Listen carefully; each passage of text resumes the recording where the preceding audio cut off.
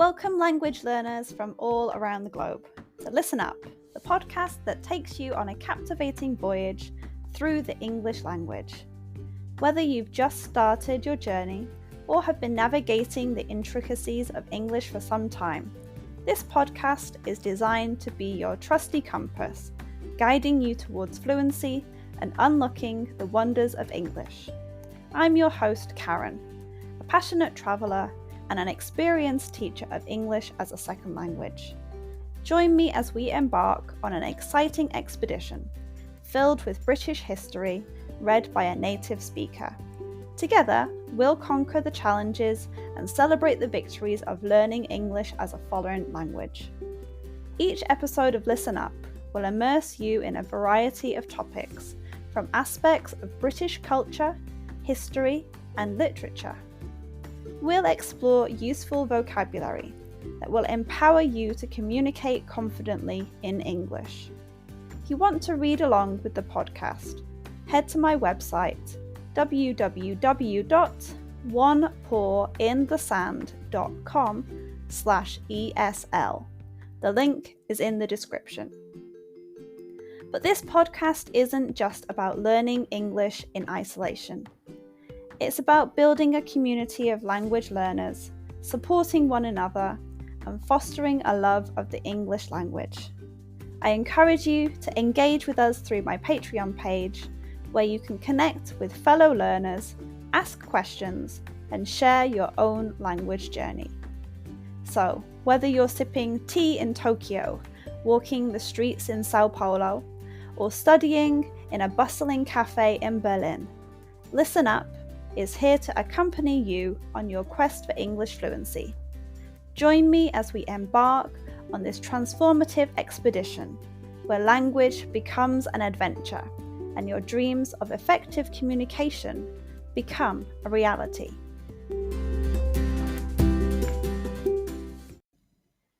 Today's episode is called Famous Festival Starts. The Glastonbury Festival, today an iconic and internationally renowned music and art extravaganza, had humble beginnings. The story of the Glastonbury Festival began in 1970 when a young farmer named Michael Eavis, inspired by the spirit of the counterculture movement, decided to organise a gathering on his farm in Pilton, Somerset, England. The festival was initially called the Pilton Pop, Blues and Folk Festival, and was envisioned as a small, one-day event. The lineup for the inaugural festival was modest by today's standards, featuring acts such as T-Rex, Al Stewart and Stackridge. The tickets only cost £1 and included free milk from Avis's dairy farm. Approximately 1,500 people attended the event, which took place on the 19th and 20th of September 1970. The first Glastonbury Festival occurred during a period of social and cultural change. The 1970s were marked by a spirit of rebellion and experimentation, with people questioning traditional norms and seeking new ways of living and expressing themselves. The festival embodied this spirit, offering attendees a space to escape from the constraints of everyday life and celebrate music, art, and freedom.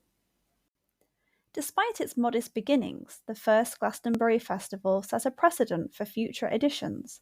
Michael Eavis's dedication to the event and its core values, such as inclusivity, environmental sustainability, and support for charitable causes, played a pivotal role in its evolution.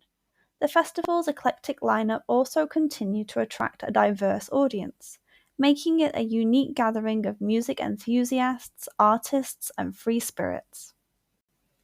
Over the years, Glastonbury grew exponentially, in terms of both size and popularity.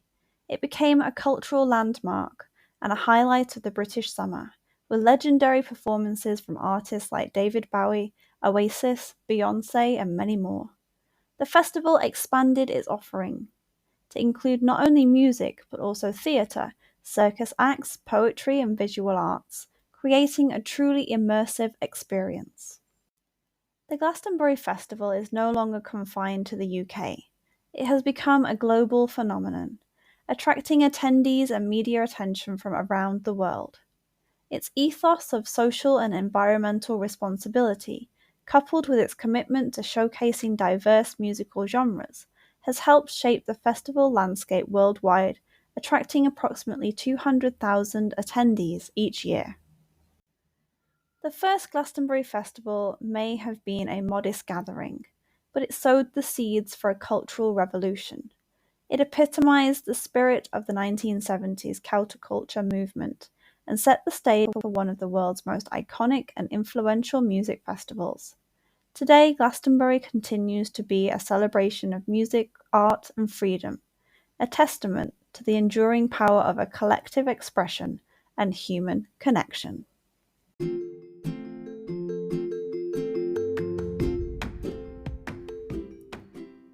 And that wraps up another episode of Listen Up.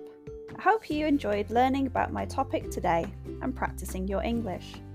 Remember, the exploration doesn't have to end here.